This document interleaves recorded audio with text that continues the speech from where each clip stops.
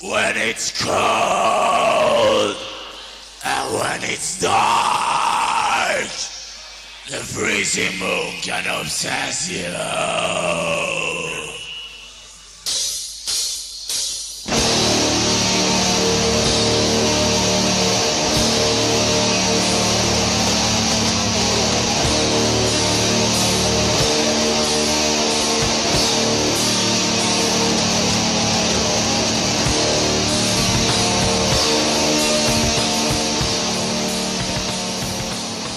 Hey everyone, welcome to the Everything Went Black podcast. Sorry for the relative absence from all this. Been working real hard at the Metal Matters podcast. Trying to get that stuff on a weekly basis is definitely sort of a grind. So thanks for hanging in there, and still trying to figure out exactly how I'm going to be doing all this stuff, since a lot of the music related stuff is going to be on Metal Matters. Got some stuff planned. Maybe I'll start doing these on Sundays or something like that and have them out for Monday. I hate to, sort of compete against myself since Metal Matters comes out on Tuesdays. So maybe I'll record on Sunday, get these things up on Thursdays, and try to do 2 to 3 a month of non-music content. It won't be interviews. At least if it's music related, it won't be an interview. It'll be some commentary about something going on in music. But with that in mind, today's episode is going to be a review of the Lords of Chaos film that was released a couple weeks ago. And I know a lot of you guys out there probably either aren't going to see it for just, basic principles, or have seen it and have your own opinions and thoughts about it. And if you do, please feel free to comment on it. Send me your information, send me your thoughts, either as a comment on Instagram or on Facebook, or you can hit me up, by email. There'll be mike.hill@everythingwentblackmedia.com. You can hit me up on Facebook directly, Michael Hill. There's the Everything Went Black Facebook page, and then there's also Instagram. And on Instagram, I'm the alleged Mike Hill. I know I've been changing my tag a lot. I just, I don't know. Got to think of something witty, some sort of name that has a little bit of humor, trying to lighten the mood these last few weeks, the last couple months. And with that said, I got some Tombs-related news ahead. We have an upcoming appearance at the Decibel Metal and Beer Festival. That should be a lot of fun. I'm really excited to be playing another Decibel sponsored event. And it's pretty cool. We're playing with Obituary. Exhorter's playing the same day that we're playing, which I'm excited about. Triptychon is playing the next day, which I'm probably going to try to hang out and watch them because, it's Tom G. Warrior. I saw Triptychon play when they came to the States on their first tour with 1349 opening for them.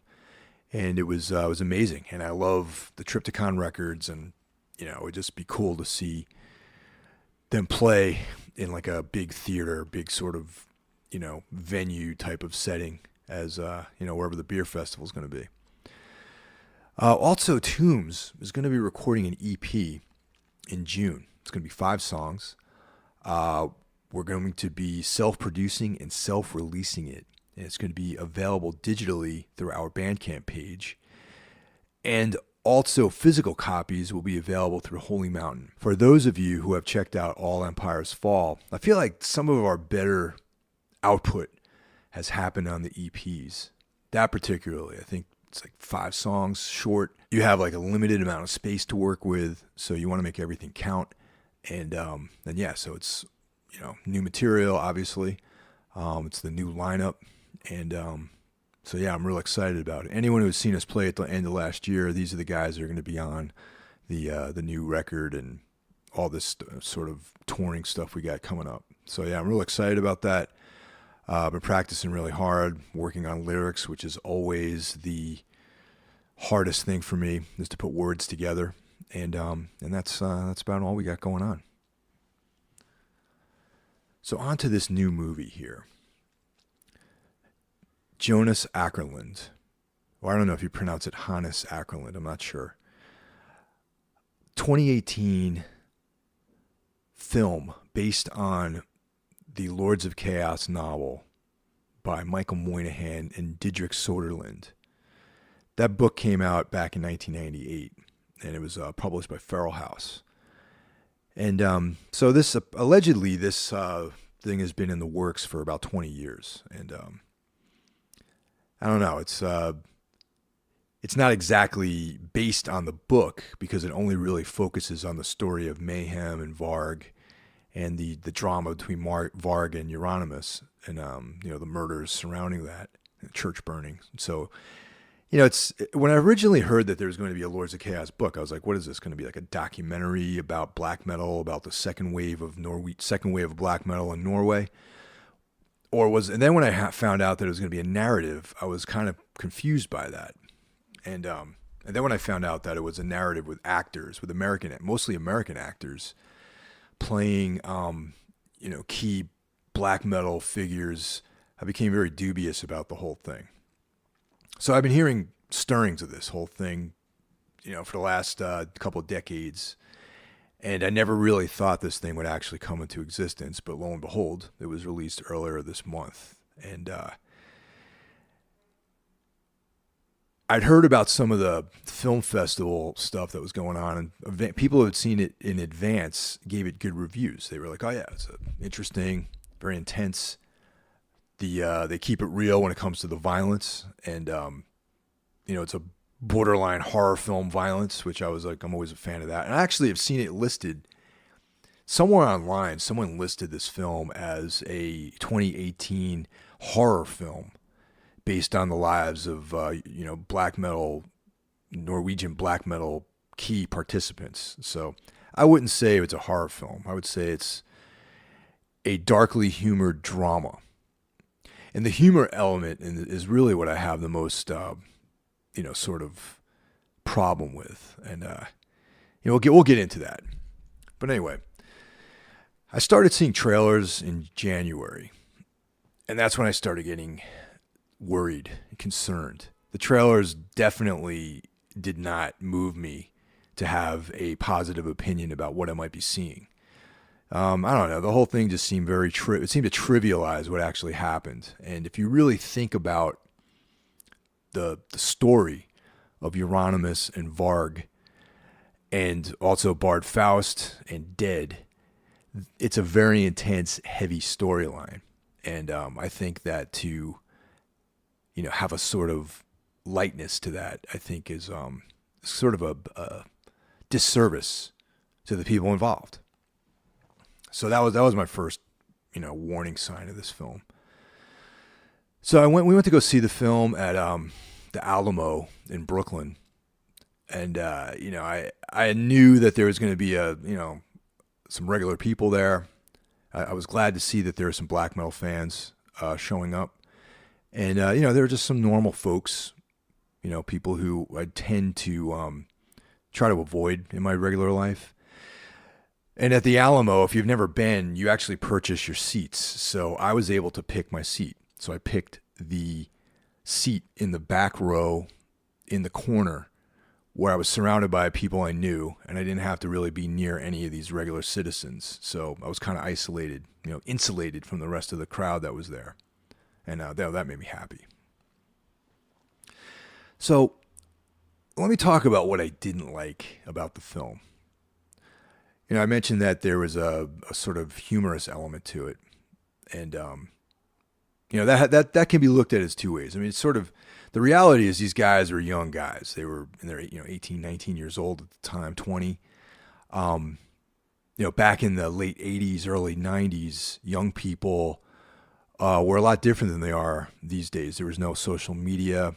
A place like Oslo or Bergen, Norway, was really remote and cut off from everything. And the world was a bigger place than it is now. So basically these Norwegian guys were these kind of like rednecky, delinquents, really. I mean, I'm trying to put this in plain talk here. And that was portrayed very well. It's the ideologies and the philosophies and the sort of mystique was created, I think, after the fact.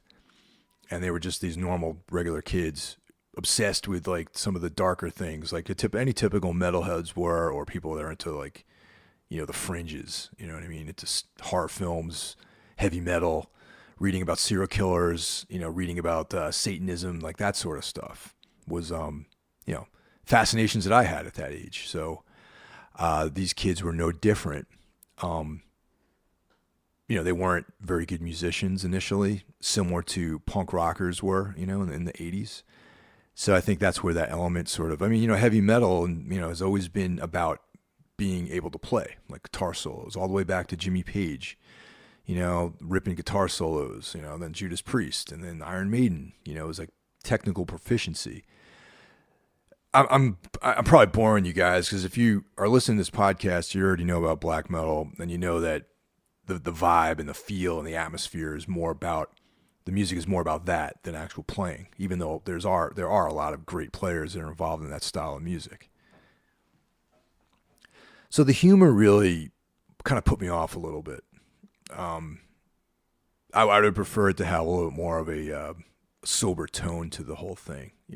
I guess really at the end of the day, I would rather watch the documentary about that. I would rather have seen interviews. I would rather have seen, any kind of existing footage of the bands performing live, voiceovers, still photography. That would have been more interesting to me than an actual scripted narrative with actors portraying these guys. So anyway, I'm jumping ahead. Let's talk about the cast. The cast was Rory Culkin as Euronymous. Emery Cohen played Varg Vikernes, or War Vikernes. Jack Kilmer, Val Kilmer's son, played Dead. Walter Skarsgård played Faust. And then there's some other people in the film too, but these are the main players of the, the story revolves around these guys. And Walter Skarsgård is one of the Skarsgård brothers, gigantic Norwegian guys. You can see in the film that this dude towers over everyone. And I always get a kick out of those guys. Great actors, by the way. Actually, before I saw the film, there was a video that Varg posted, and he was very upset by the movie. He was upset mostly that a Jewish guy was playing him. And on some level, I wonder if the filmmaker, really wanted to piss off Varg. Obviously, Varg is a huge anti-Semite, has racist ideologies, and is essentially a neo-Nazi. Now let me address that real quick before anyone from Metal Sucks tries to crucify me, or Antifa tries to protest the next Tomb show. I do not support War Vikernes's political views or his anti-Semitism or racist ideologies. However, I believe that Burzum has produced, that War Vikernes as Burzum has produced important music.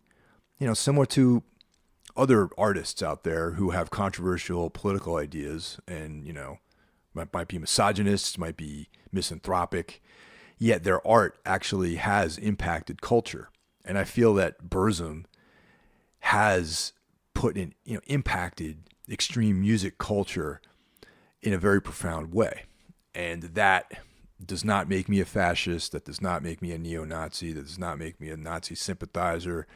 That doesn't make me a homophobe. That does not make me a misogynist. That doesn't make me any of the things that are being thrown around, a Nazi, any of these things.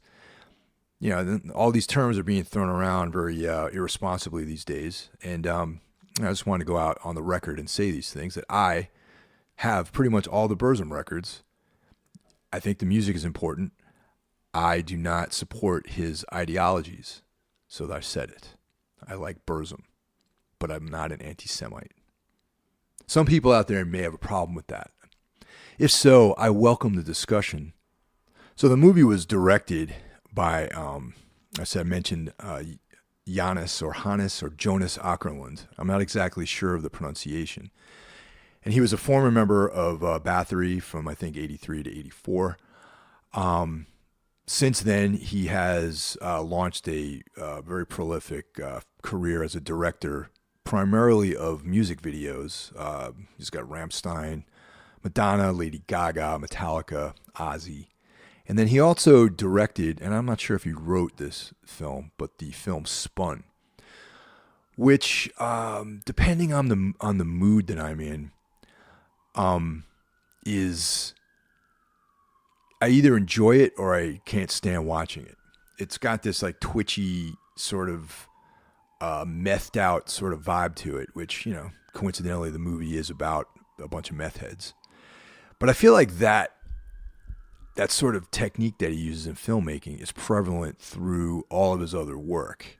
And that real cutty sort of editing technique has been applied to this movie, which I don't really, I don't think it serves the film as well as I would have liked. So, so that's something that I don't really like about the movie. I mentioned that I didn't like the way it trivialized this really intense story. I think that maybe a better, more fitting director would have been Jim Van Bebber. A guy that I've, respect him, huge fan of his films for decades at this point. He did a film about the Manson family a number of years ago, and it took him 10 years to make the movie. I have a, some kind of deluxe DVD version of the film, and there's an extended interview with him. And he was talking about, and I think that he had a very healthy approach to the subject matter, that he felt it was his duty to portray the, Tex Watson, Charles Manson, Squeaky Fromme, Susan Atkins, like all these people in a factual way, without trying to worship them as these kind of outlaw heroes. He went on record to say that he thinks that murder is a terrible thing, and that these people should not be looked up to, and they should be worshipped, and they should not be thought of as heroes in any way or role models. And with that in mind, the death scene of Sharon Tate and Abigail Folger and Wojciech Frykowski in the film was shown almost in real time and in brutal, excruciating detail. And he said that he didn't want to, it wasn't sensational. He wasn't trying to sensationalize the murders, but he was trying to portray the murders as an incredibly horrible thing that human beings did to each other. Now, I think that stuck in my mind, that was very profound to me. And I was thinking about this after I'd seen Lords of Chaos film, that the murders were actually very brutal. They were, they were uncomfortable to watch. They were very, there was nothing glamorous about it. There was no, it was sad, like especially the murder of Euronymous. I mean, I'm not spoiling this film because everyone probably knows the story. Obviously Euronymous is a real guy. Everyone knows he was murdered by Warwickerness, and that's public knowledge. So I'm not spoiling the film, but it's shown in very brutal detail. And that is what made me think about Jim Van Bebber. I think that a guy like him, his films are generally made on no budget, and there's really no actors of note in those films. They're all just people that he has that he knows, that he just is such a great director that he can get incredible performances out of pretty much anybody. So I always would have loved to have seen what Van Bebber could have done with a budget, with actual actors who have, abilities and skills and experience acting in films. And this would have been a great film to see what he would have done with the subject matter. And I know that Van Bebber is, an extreme music fan. He's a fan of metal. He's a metalhead. And I'm sure that he's well familiar with all this material. And it would have been interesting to see how he treated this thing. Because all of his films do have, there's a little bit of humor. There's like some darkness, but they're hard-hitting films. At times they're very sensational, yeah. But the Manson film was not sensational, I felt that it was like a bleak portrayal of what actually happened. And I would like to have seen this subject matter, this material, dealt with in a similar way. So, yeah, that's what I didn't like about the movie. During the film, while I was watching it, when Euronymous was getting stabbed to death, someone laughed, and I thought that was an incredibly poor taste. They laughed, and this voice from nowhere came out and said, "Shut the fuck up." And I was like pretty happy about that, because I really don't think that it was an appropriate place in the film to laugh, And obviously it was probably from one of these normal people, these regular citizens that want to get crazy on a Saturday night and check out this crazy movie about these guys who burn churches down and murder each other and play this crazy music. And I just felt like, I know I'm projecting a lot of this in this day of the Me Too movement and this hypersensitivity about everything, that someone would laugh at something that actually happened, that actually was a historical moment, and someone lost their life. Someone who, for better or for worse, whatever you think about black metal or it's the music itself, who actually was instrumental in creating a new style of music. And whether or not he was a good person or not, he was still murdered by a guy who was allegedly a friend of his, and, they had personal differences, but none of it, he did not deserve to be killed, I thought. That's just my opinion. I don't know any of these people. I know the stories. I've read the articles. I've read the books. I enjoy the music, and that's basically it. But that's my opinion. Now, as a result of this, this movie may empower certain citizens of the world who know nothing about black metal and empower them into thinking that they do know something about this culture, which, this movie is it's a false gateway into a world that they probably won't understand. So, I don't know, that's I don't want to be elitist about it, but I would rather there be a different gateway into that world than this film. For example, I keep going back to the documentary. I think that if it was a documentary, then people who were genuinely interested in this film, in this sort of thing, would watch the documentary and then maybe, do some reading, check out some records, and that's how that would be their entry point, rather than this sensational film with, clever editing and well-known, fairly well-known actors in it. And, there's like this sheen of, and I know that Vice put this out, so there is the sheen of the Vice feel to this film, which I find a little distasteful. So that, be that as it may, also added to one of the things I didn't like about the movie. What I liked is that it followed the story pretty closely. I mean, if you read Lords of Chaos, there's actually some quotes that made it into the film.